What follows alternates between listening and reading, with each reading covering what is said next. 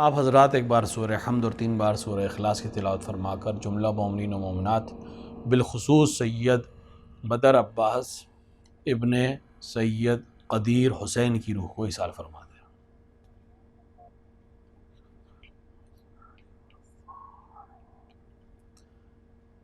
اعوذ باللہ السمیع العلیم من الشیطان اللعین الرجیم، الحمد للہ رب العالمین، وصلی اللہ علی سیدنا و مولانا و مولا الثقلین جد الحسن والحسین بالقاسم مصطفیٰ محمد وعلی آلہ الطیبین الطاہرین المعصومین المنتخبین المظلومین، لا سیما ابن عمہ غالب علی کل غالب مولانا علی ابن ابی طالب، ولعنۃ اللہ علی اعدائہم اجمعین من یوم ظلمہم الی لقاء یوم الدین وبعد یوم الدین، اما بعد فقد قال اللہ سبحانہ وتبارک وتعالی فی کتابہ المجید وهو اصدق الصادقین وقولہ الحق، بسم اللہ الرحمن الرحیم، وَلَنَبْلُوَنَّكُمْ بِشَيْءٍ مِّنَ الْخَوْفِ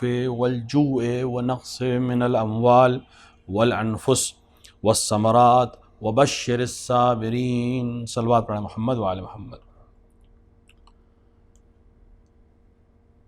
عزیزان گرامی، قرآن مجید سورہ بقرہ آیت نمبر 155 میں خداوند عالم ایک بہت اہم اعلان کر رہا ہے۔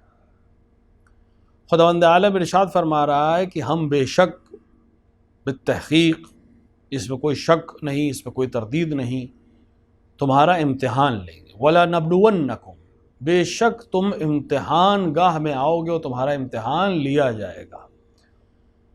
کس چیز سے امتحان لیا جائے گا؟ شَيْءٌ مِّنَ الْخَوْفِ، کبھی یہ امتحان خوف سے لیا جائے گا، یعنی تمہیں ڈرا کر امتحان لیا جائے گا، ڈر کا امتحان لیا جائے گا، حالت خوف پہ تمہارا امتحان لیا جائے گا۔ اور کبھی یہ امتحان بھوک سے لیا جائے گا، بنجو، بھوکا اور پیاسا رہ کر تمہارا امتحان لیا جائے گا یا رکھ کر تمہارا امتحان لیا جائے گا۔ اور کبھی یہ امتحان تمہارے مال کو تم سے لے کر لیا جائے گا، یعنی تمہارے مال میں نقصان ہوگا اور یہ تمہارا امتحان ہوگا۔ اور کبھی تمہارے کسی عزیز اور اقارب کو تم سے لے لیا جائے گا اور یہ بھی تمہارا امتحان ہوگا۔ اور کبھی تمہارے فائدوں کو، یعنی تمہیں جو چیز ملنے والی تھی اس کو لے کر تم سے، اس کا نقصان سے تمہیں امتحان لیا جائے گا۔ وَبَشِّرِ الصَّابِرِينَ، اور صبر کرنے والوں کے لیے بشارت ہے، ان کو بشارت دے دو۔ یہ آیت تقریباً اگر کوئی انسان اس آیت کو صحیح سے سمجھ لے، جیسے قرآن کی ہر آیت کا مسئلہ ہے کہ اگر انسان آیت کو صحیح سے سمجھ لے اور اہل علم سے اس کو پوچھ لے کہ اہل بیت علیہم السلام ہی وہ اہل علم ہیں اور ان کے ذریعے سے علماء نے جو چیزیں ہم تک پہنچائی ہیں ان کو سمجھیں اور قرآن کی تلاوت کرتے وقت اس کو دقت کے ساتھ دیکھیں، تو بہت سے مسائل انسانی زندگی کے حل ہو جائیں گے، بلکہ پوری زندگی آسان ہو جائے گی۔ اس آیت میں جو چیزیں سامنے کی ہیں وہ تو اپنی جگہ پہ ہیں۔ پہلی بات تو یہ کہ امتحان لیا جائے گا، لہٰذا اگر کوئی شخص یہ سوچ رہا ہے کہ اس کا امتحان نہیں لیا جائے گا تو وہ عبث سوچ رہا ہے، غلط سوچ رہا ہے۔ جب خداوند عالم کہہ رہا ہے کہ حتماً لیا جائے گا، اس کا مطلب لیا جائے گا۔ خداوند عالم نے اگر کہہ دیا ہے کہ یہ کام ہونا ہے تو یہ چیز ہو کر رہے گی، واقع ہو کر رہے گی، تمہارا امتحان لیا جائے گا۔ دوسری چیز سے یہ ثابت ہو گئی کہ امتحان، اگر امتحان لیا جا رہا ہے تو اس کا یہ مطلب نہیں کہ غلطی کی ہے لہٰذا امتحان لیا جا رہا ہے، کوئی گناہ کیا ہے لہٰذا امتحان لیا جا رہا ہے، ہم سے کوئی غلطی ہو گئی ہے، کوئی گناہ ہو گیا ہے، اس کی سزا کے طور پر امتحان ہے۔ نہیں، سزا نہیں ہے۔ اگر خوف طاری ہے تو ممکن ہے یہ خوف امتحان کا ہو، یعنی اس خوف کے ذریعے تمہارا امتحان لیا جا رہا ہو۔ اگر نقصان ہو رہا ہے مالی تو ممکن ہے یہ امتحان کے لیے تمہارا نقصان کیا گیا اور اس نقصان کے ذریعے سے تمہارا امتحان لیا جا رہا ہے کہ اس سختی میں تم کتنے دیندار رہ جاتے ہو۔ تو لہٰذا اگر یہ بہت دفعہ ایسا ہوتا ہے کہ انسان کے ذہن میں یہ فکر آتی ہے، اور یہ جملہ ہم اکثر سنتے ہیں لوگوں سے کہ صاحب ہم تو نماز پڑھتے ہیں، ہم تو روزہ رکھتے ہیں، ہمارے لیے یہ مصیبت کیوں آئی؟ نماز پڑھنا یا روزہ رکھنا اس بات کی گارنٹی نہیں کہ آپ امتحان نہیں لیا جائے گا، آپ کا امتحان لیا جائے گا۔ یہ عذاب نہیں ہے، آپ اس کو عذاب کی نگاہ سے کیوں دیکھ رہے ہیں؟ آپ اس کو امتحان کی نگاہ سے دیکھیے۔ خدا وعدہ کر رہا ہے کہ حتماً امتحان لیا جائے گا، تمہیں آزمائش میں ڈالا جائے گا، کیونکہ بغیر آزمائش کے تو کبھی کھرے اور کھوٹے میں فیصلہ نہیں کیا جا سکتا۔ خدا جانتا ہے کون اچھا ہے کون برا ہے، لیکن واضح ہونے کے لیے، سب پر حجت تمام ہونے کے لیے امتحان لیا جانا ضروری ہے۔ خدا کہہ رہا ہے ہم امتحان لیں گے۔ کس چیز سے امتحان لیں گے؟ کبھی خوف سے امتحان لیں گے۔ آج ہم جس حالات میں زندگی گزار رہے ہیں، یہ بہترین مثال ہے اس امتحان کی۔ خوف میں ہمارا امتحان لیا جا رہا ہے۔ حالت خوف میں دنیا جی رہی ہے، کوئی کسی سے ملنے کو تیار نہیں، کوئی کسی کے آنے کو تیار نہیں، تشییع میں لوگ نہیں جاتے، جنازے کو کاندھا دینے کو کوئی تیار نہیں، نماز میں شرکت نہیں، مجلس میں جانا نہیں، وہ تمام چیزیں جس میں انسان ذوق اور شوق سے جاتا تھا، آج وہ ہر اس چیز سے گھبرا رہا ہے۔ کوئی گھر پہ نہ آئے، کسی کے گھر نہ جائیں، اور اگر آ بھی جائے یا جانا بھی پڑے تو ہم ایک خوف میں مبتلا ہے، مسلسل میسیجز ایک دوسرے کو فارورڈ کر رہے ہیں، خوف پھیلا رہے ہیں۔ یہ بھی ایک چیز میں عرض کرتا چلوں یہاں پر، ایک دوسرے کو بتانا، ایک دوسرے کا ساتھ دینا، اگر آپ جا نہیں سکتے تو کم سے کم ساتھ دیجئے، زبان کے ذریعے سے، میسج کے ذریعے سے، صلہ رحم کے ذریعے سے، ڈھارس کے ذریعے سے۔ خوف پھیلانے کا سبب نہ بنیے۔ ہمیشہ ہر چیز کو پازیٹیو ویو میں اگر دکھایا جائے تو بہت آسانی۔ ایک مریض سے یہ کہنا کہ تم ٹھیک نہیں ہو سکتے کسی بھی طرح اس کو ٹھیک نہیں کرے گا، لیکن ایک بہت سخت ترین مرض میں مبتلا انسان سے بھی یہ کہنا کہ انشاءاللہ ٹھیک ہو جاؤ گے، حتماً اس کے اندر جینے کی ایک امید کو جگائے گا، اور بہت ممکن ہے کہ اس سے شفا اس کو حاصل ہو جائے۔ لہٰذا اس چیز کو بھی ہمیں خیال رکھنا ہے کہ ہم ہر انفارمیشن کو بغیر دیکھے، بغیر سمجھے فارورڈ نہ کریں۔ ممکن ہے کہ آپ کے یہ بھیجا گیا ویڈیو کسی انسان کے اندر لڑنے کی سخت کو ختم کر دے، اس کے اندر بیماری سے لڑنے کی طاقت کو اور ہمت کو ختم کر دے، پھر اس کی موت کا ذمہ دار کون بنے گا؟ اس چیز کے لیے ہمیں بہت خیال رکھنا ہے۔ صرف اس دوڑ میں کہ ہم سب سے پہلے انفارمیشن پہنچائیں، نہ جانے ہم کہاں سے کہاں پہنچے جا رہے ہیں، بجائے اس کے کہ انسانوں کی مدد کریں ہم ان کو نقصان پہنچا رہے ہیں۔ لہٰذا اس کا بھی خیال ہمیں رکھنا ہے۔ تو پہلا امتحان جو مورد امتحان اس آیت میں اشارہ ہوا وہ ہے خوف۔ تمہیں ڈرا کر امتحان لیا جائے گا۔ آج اس حالت خوف میں کس حد تک ہم دیدار رہ جاتے ہیں، کس حد تک ہم خدا سے لو لگاتے ہیں، نبی علیہ الصلوۃ والسلام کو اپنا وسیلہ بنا کر دعا کرتے ہیں، ان حالات میں ہم کتنے خوف زدہ ہونے بعد کتنے با ایمان رہ جاتے ہیں۔ آج جو ہمارے حالات ہیں اس میں اگر میں عرض کروں آپ کی خدمت میں، بات تھوڑی سی کڑوی ضرور ہے، لیکن میں آپ کی خدمت میں عرض کروں کہ آج خوف سے زیادہ، دشمن کا خوف ہو چاہے حالات کا خوف ہو، خوف سے زیادہ جو چیز ہماری اذیت کا سبب بن رہی ہے وہ ہماری ایمان کی کمی ہے۔ ہم کہتے تو بہت سی چیزیں اپنی زبان پر کہ اس پر بھی ایمان ہے اور اس پر بھی ایمان ہے، اور فلاں ذات سے بھی ہمیں محبت ہے اور فلاں ذات سے بھی ہمیں محبت ہے، لیکن جب عملی میدان میں ہم آتے ہیں تو ہم دیکھتے ہیں کہ ہمارا ایمان بہت متزلزل ہے، ہم ایمان پر فائز نہیں ہیں۔ ہم دعویٰ ایمانی تو کرتے ہیں لیکن ہم ایمان پر ہیں نہیں، عملی ایمان پر ہم بہت پیچھے ہیں، اور اصل ایمان عمل کا نام ہے۔ ایمان زبان سے کہنا کافی نہیں، عمل میں ایمان دکھائی دینا چاہیے۔ لہٰذا خوف کے ذریعے سے تمہارا امتحان لیا جائے گا۔ مختلف قوموں کا امتحان خوف سے لیا گیا، ڈرا کر لیا گیا۔ ہم بھی ممکن ہے اسی فرد سے آ رہے ہوں کہ آج ہمارا خوف کے ذریعے امتحان لیا جا رہا ہے۔ اس خوف کے عالم میں کتنا ایمان سلامت رہ جاتا ہے۔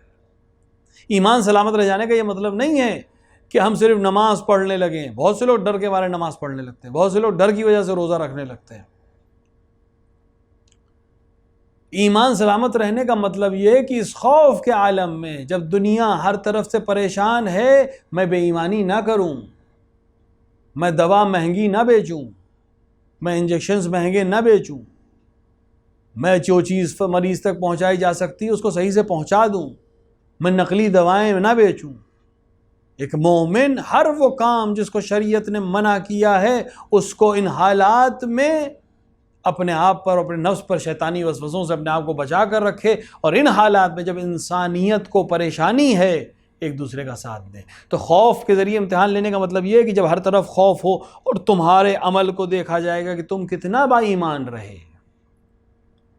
اس خوف میں عالم میں اگر تم کسی کی مدد کر سکتے ہو، تم نے مدد کی یا نہیں کی، تم نے عمل کیا کہ نہیں کیا۔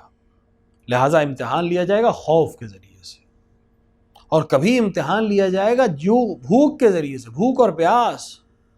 ہم ماہ مبارک رمضان میں ہیں، ماہ مبارک رمضان میں ایک بہت اہم چیز جس کو ہمیں اندازہ ہوتا ہے اور جس کا احساس ہوتا ہے وہ بھوک اور پیاس ہے۔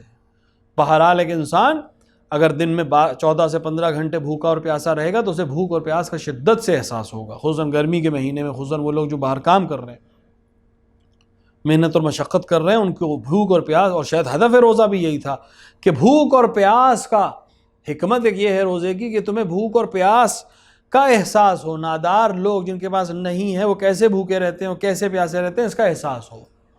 خوب احساس ہونے کے بعد ہمیں کیا کرنا چاہیے؟ احساس ہونے کے بعد ہمیں دیکھنا چاہیے کہیں آس پاس میں کوئی ایسا تو نہیں کہ جس کو ضرورت ہے۔ اب جب تمہیں بھوک کا احساس ہو گیا ہے تو اگر تمہیں معلوم ہے کہ تمہارے پڑوس میں کوئی بھوکا ہے تو اس تک کھانا پہنچاؤ، تب روزے کے صحیح معنی کو، مفہوم کو ہم درک کر رہے ہیں۔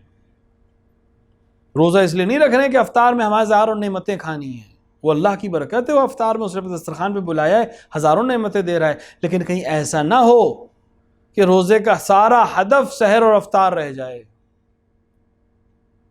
بلکہ اس درد کو، اس بھوک اور پیاس کی شدت کا احساس ہو جانے کے بعد ہم عمل میں آئیں اور دیکھیں وہ لوگ جن کو ضرورت ہے ان تک پہنچائیں، ان تک پانی پہنچائیں، ان تک کھانا پہنچائیں، تب ہم صحیح روزے کے معنی کو سمجھ سکیں۔ اور یہی تمہارا امتحان ہے، کبھی بھوک اور پیاس کے ذریعے سے تمہارا امتحان لیا جائے گا، کچھ لوگوں کو بھوکا رکھ کے امتحان لیا جائے گا، کچھ لوگوں کو نعمتیں دے کر امتحان لیا جائے گا کہ دیکھیں یہ بھوک اور پیاس کے عالم میں دوسروں کو یاد کرتے ہیں کہ نہیں کرتے۔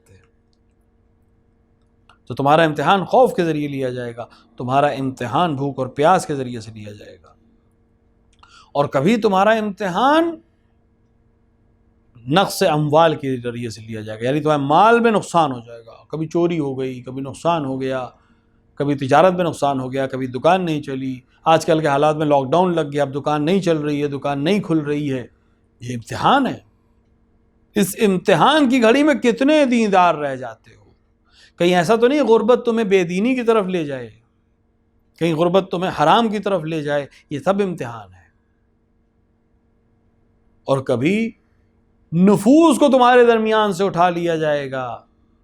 آج خدا رحم کرے مومنین و مومنات کے اوپر، جس طرح سے یہ بلا آئی ہوئی ہے، ہر دن کوئی خبر، ہر دن ہمیں خبر مل رہی کوئی چلا گیا، کوئی چلا گیا، جو صاحب پرسوں ساتھ پہ تھے وہ چلے گئے، کتنی اموات، کہ خدا مومنین کو پناہ میں رکھے۔ یہاں پہ یہ بھی میں عرض کرتا چلوں کہ بہترین وسیلہ اس بلا سے بچنے کا، بہترین وسیلہ، جیسے کہ تمام دواؤں اور بلاؤں سے بچنے کا وسیلہ زیارت سید الشہداء علیہ الصلوۃ والسلام ہے۔ میں نے پہلے بھی توصیہ کیا ہے، پھر سے اس مجلس کے ذریعے سے تمام اپنے سننے والوں تک یہ بات پہنچا رہا ہوں کہ اپنے گھروں میں زیارت عاشوراء کی تلاوت کریں، اور ضرور کوشش کریں کہ 100 لعن اور 100 سلام کے ساتھ زیارت عاشوراء کی تلاوت کریں، اور دعائے القمہ یا دعائے صفوان جو بعد میں نقل کی گئی ہے، صفوان سے روایت ہے، اس کو دعائے القمہ بھی کہا جاتا ہے، دعائے صفوان بھی کہا جاتا ہے، وہ دعا ضرور زیارت کے بعد پڑھیں اور وسیلے سے امام حسین علیہ السلام کی اس بلا سے نجات مانگیں۔ سامرہ میں جب طاعون کی وبا پھیلی تھی تو مرزا شیرازی نے تمام لوگوں تک یہ بات پہنچوائی تھی کہ وہ ہر انسان 100 لعن اور 100 سلام کے ساتھ زیارت عاشوراء پڑھے اور دعائے القمہ پڑھ کر دعا کرے۔ لکھنے والوں نے لکھا کہ اس کے بعد پھر مومنین کے گھر سے جنازے نہیں آتے تھے، دیگر اقوام کے یہاں سے جنازے آ رہے تھے، مومنین کے یہاں سے جنازے نہیں آ رہے تھے۔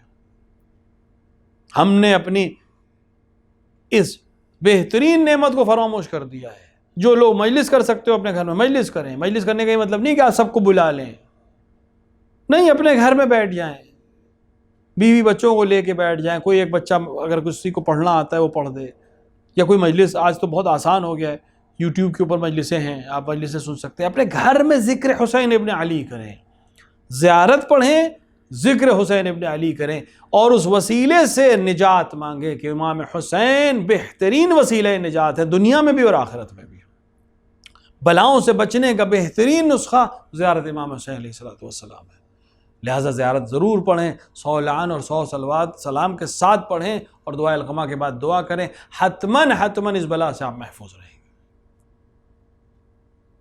لیکن امتحان تو ہوگا، لہٰذا کبھی نقص انفس کے ذریعے سے بھی امتحان لیا جائے گا، کوئی عزیز چلا جائے گا، کبھی بھائی چلا جائے گا، کبھی اولاد چلی جائے گی، کبھی باپ، کبھی ماں، کبھی بہن، یہ سلسلہ ہے، یہ دنیا کا طریقہ یہی ہے۔ لیکن اس وقت امتحان بھی ہے تمہارا کہ کہیں تم بے دین نہ ہو جاؤ، کہیں تم بے صبر نہ ہو جاؤ اور ایسے عمل نہ انجام دو جو صبر کے منافی ہو۔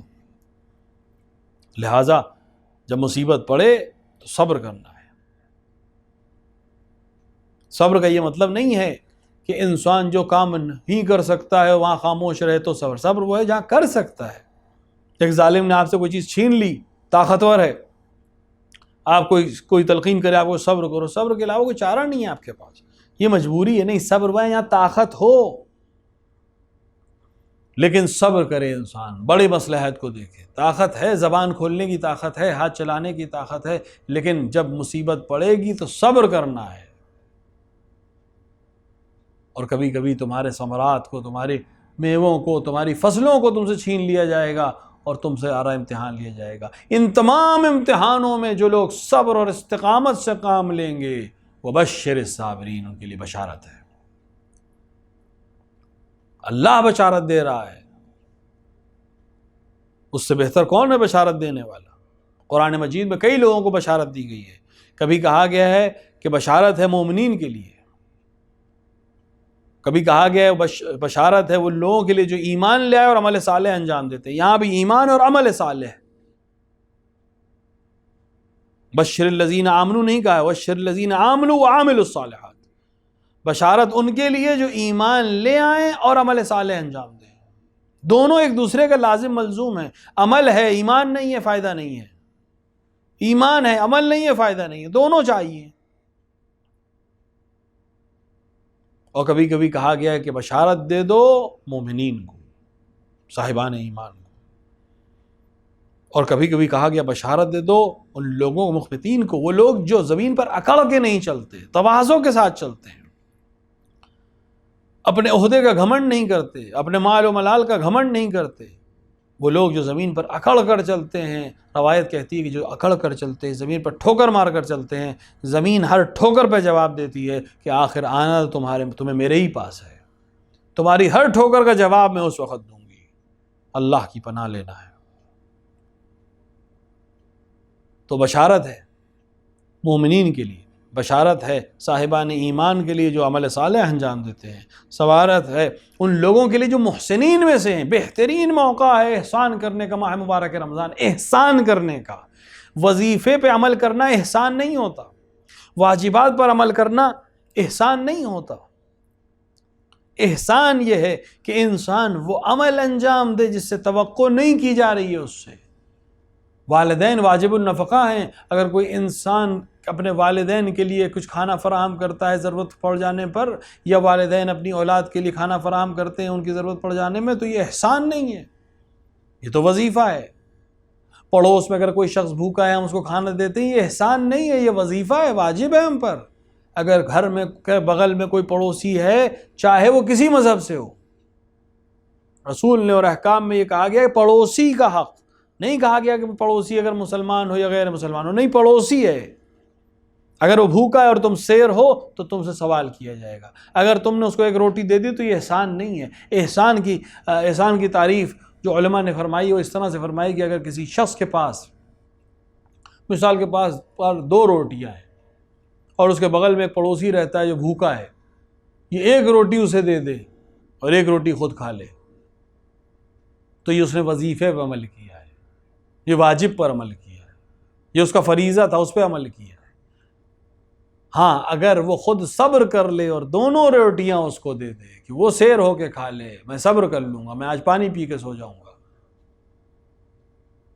تو یہ ہے احسان، کیونکہ اپنی ضرورت سے زیادہ اس کو دے دینا، اپنی ضرورت کو نظر انداز کر کے اس کو دینا۔ کتنا خوبصورت نمونہ ہے اس احسان کا وہ گھر کہ جہاں باپ بھی روزے سے ہے، ماں بھی روزے سے ہے، کنیز بھی روزے سے ہے، دونوں بچے بھی روزے سے ہیں، اور وقت افطار جب کوئی سائل آ جاتا ہے تو سب اپنے اپنے حصے کا دے دیتے ہیں۔ یہ ہے محسنین، اور یہ سارا عمل بغیر جزا کے کرتے ہیں، کسی جزا کی توقع نہیں ہے، لیکن جس کے لیے کیا تھا وہ اتنا مہربان ہے کہ اس نے پورا سورہ آپ کی شان میں نازل کر دیا۔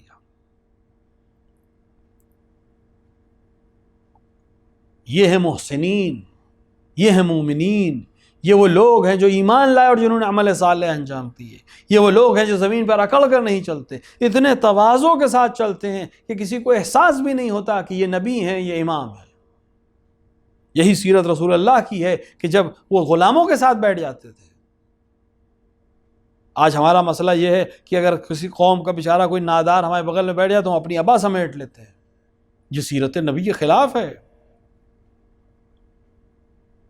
رسول اکرم صلی اللہ علیہ وآلہ کی مجلس گرم تھی، آپ بیٹھے درس و موعظہ کر رہے تھے، ایک شخص مجلس میں داخل ہوا اور اس نے جگہ دیکھی جو طریقہ تھا، اور جو جگہ خالی تھی وہاں آ کے بیٹھ گیا.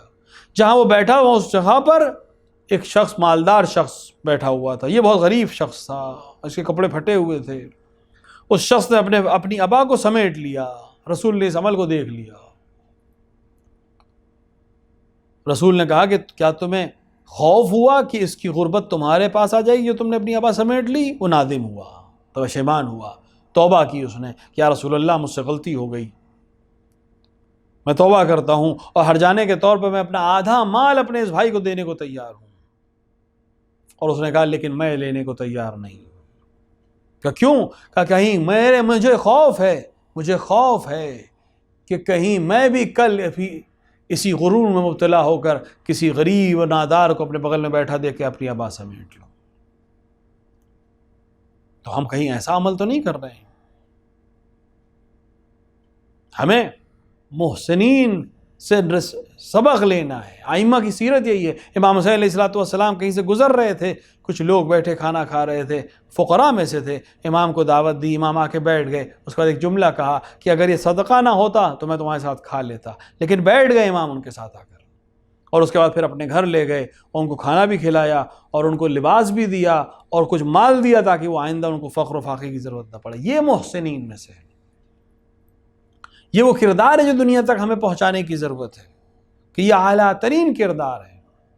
تو قرآن کبھی محسنین کو بشارت دے رہا ہے، قرآن کبھی مومنین کو بشارت دے رہا ہے، قرآن کبھی احسان کرنے والوں کو بشارت دے رہا ہے، کبھی ایمان لانے والے اور عمل صالح انجام دینے والوں کو بشارت دے رہا ہے، اور کہہ رہا ہے بشر الصابرین، صبر کرنے والوں کے لیے بھی بشارت ہے. صبر ان لوگوں کے لیے جو خوف کے امتحان میں مبتلا ہونے کے بعد صبر و استقامت سے کام لیتے ہیں، وہ صابرین ہیں.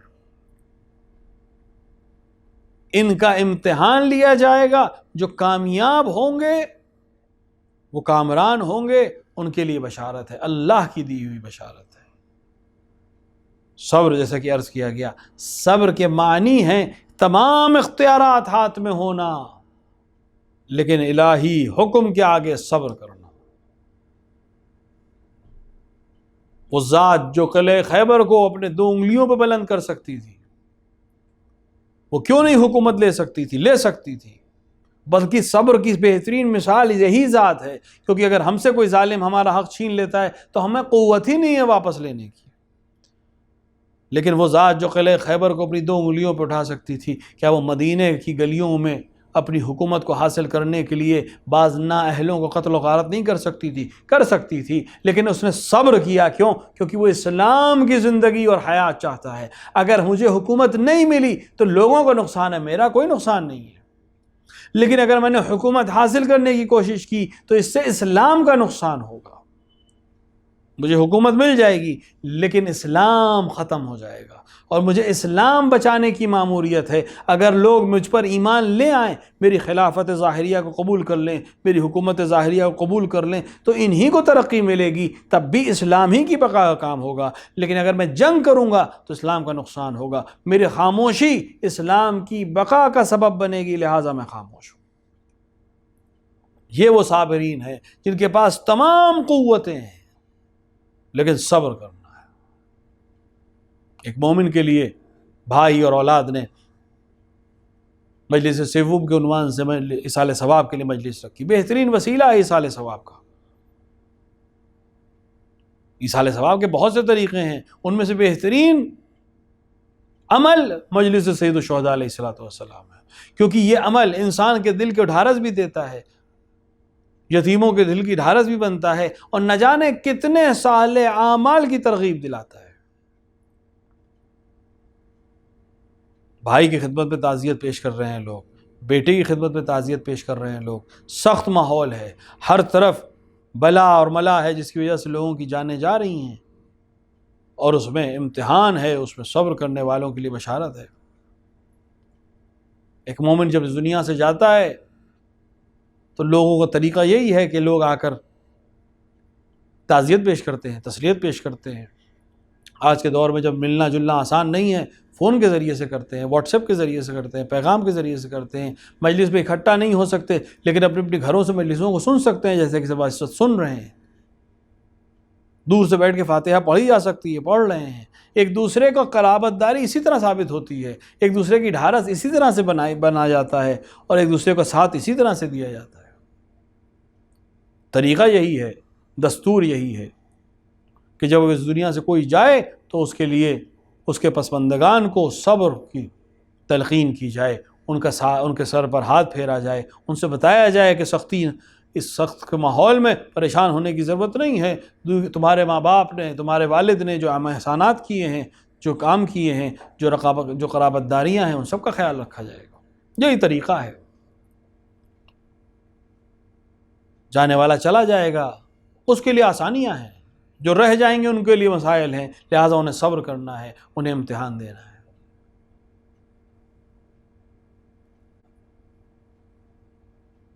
لہٰذا ہم تعزیت پیش کرتے ہیں، تسلیت پیش کرتے ہیں۔ ایک مومن پوری زندگی امام حسین علیہ السلام کو یاد کرتے کرتے آخر انہی سے ملاقات کو چلا گیا، امیر المومنین کا قصیدہ پڑھتے پڑھتے آخر انہی سے ملاقات کو چلا گیا۔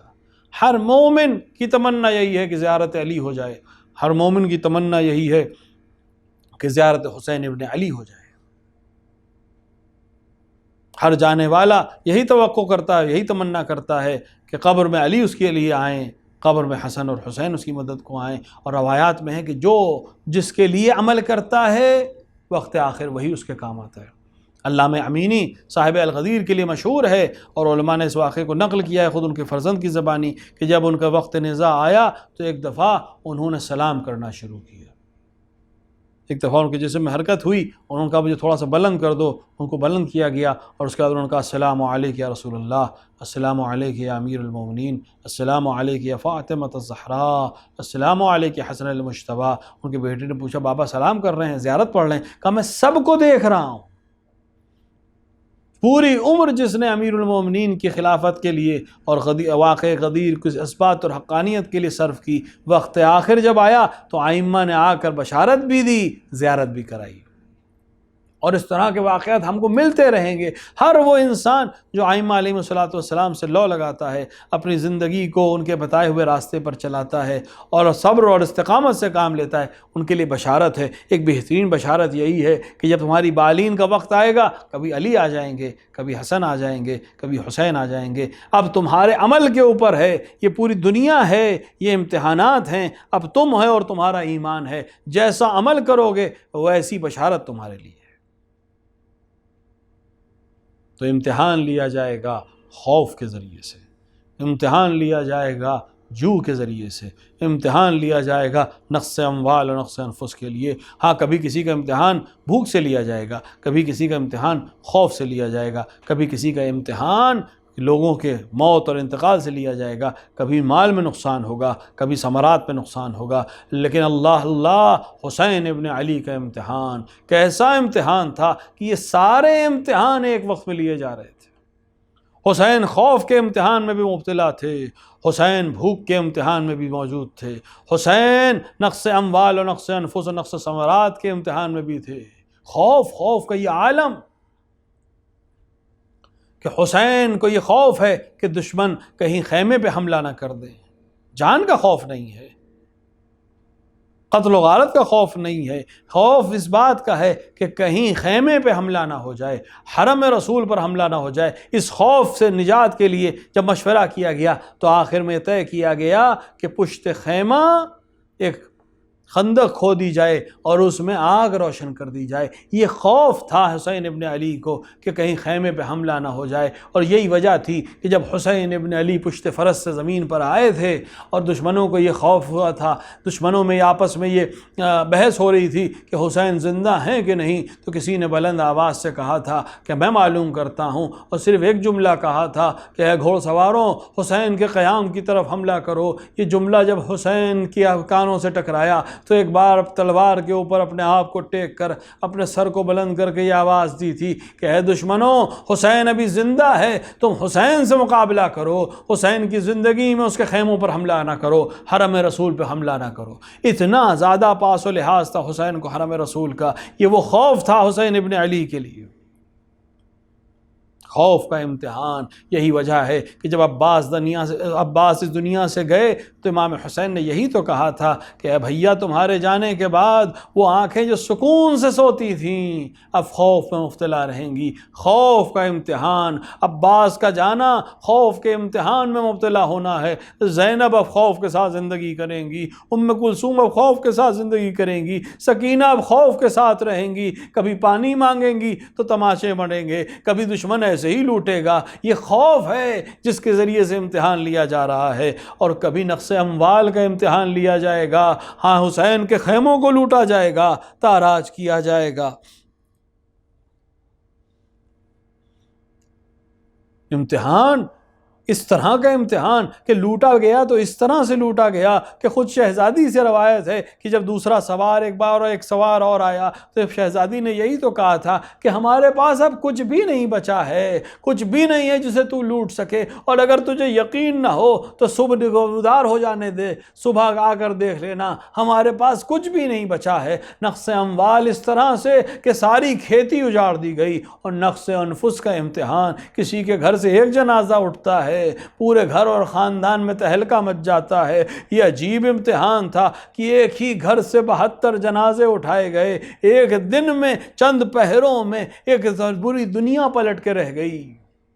10 محرم کو کس طرح سے شہزادی نے امتحان دیا ہے، کس طرح سے حسین نے امتحان دیا ہے، لیکن حسین اس امتحان میں اتنے کامیاب ہیں کہ راوی کہتا ہے کہ جیسے جیسے حسین کے ساتھی کم ہو رہے تھے، حسین کا چہرہ اور زیادہ درخشاں ہوتا چلا جا رہا تھا، اور زیادہ کھلتا چلا جا رہا تھا کہ وقت لقاء الہی نزدیک آ رہا ہے۔ اور یہی وجہ ہے کہ یہ تمام امتحان دینے کے بعد حسین سرخ رو ہیں، اور ایک بار در خیمہ پر آ کر کہتے ہیں اے زینب و یا ام کلثوم یا سکینہ و یا رقیہ علیکن منی السلام، تم سب پر میرا سلام آخر ہو۔ یہ کہہ کر حسین جا رہے ہیں، یہ بتا رہے ہیں کہ اب گھر میں مردوں کی تعداد بہت کم رہ گئی ہے، اب بچے ہیں، یا اگر مرد میں کوئی ہے تو وہ زین العابدین ہیں، عورتوں کی تعداد زیادہ ہے، لہٰذا جمع مؤنث کے ضمیر سے سلام کیا، اور حسین اب چلے گئے میدان میں۔ میں اس بیٹے سے اور بھائی سے کہوں گا کہ ہاں آپ کے بھائی اس دنیا سے گئے اور سخت زمانے میں گئے، بڑے مسائل کے ساتھ، لیکن بہرحال کفن و دفن ہو گیا۔ لیکن ہائے حسین، حسین کے جس کے نام کا کفن پوری دنیا میں ہر مومن کی آرزو ہے، وہ حسین جب میدان کربلا میں زمین پر گرا تو کوئی نہیں تھا جو سہارا دے سکے۔ اور یہی وجہ ہے کہ جب 11 محرم کو اسرا کا کاروان 11 محرم کو اسرا کا کاروان اس طرف سے لے جایا گیا جہاں پر شہداء کی لاشیں پڑی تھیں، تو ایک بار زین العابدین کی نگاہ زمین پہ پڑی ہوئی لاشوں پر پڑی، ایک بار آپ کے چہرے کا رنگ متغیر ہوا۔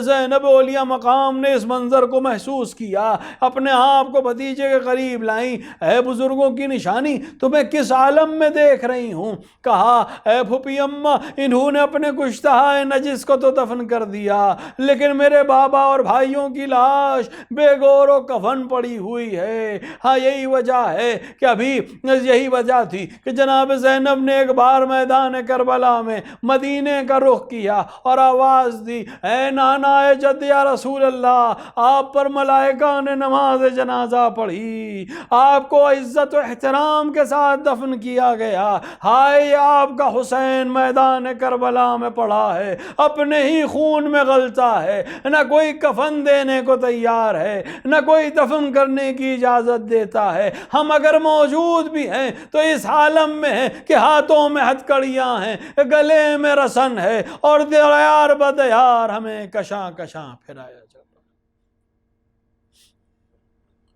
وَسَيَعْلَمُ الَّذِينَ ظَلَمُوا أَيَّ مُنْقَلِبٍ يَنْقَلِبُونَ إِنَّا لِلَّهِ وَإِنَّا إِلَيْهِ راجعون رضاً بقضائه وتسلیما لعمره۔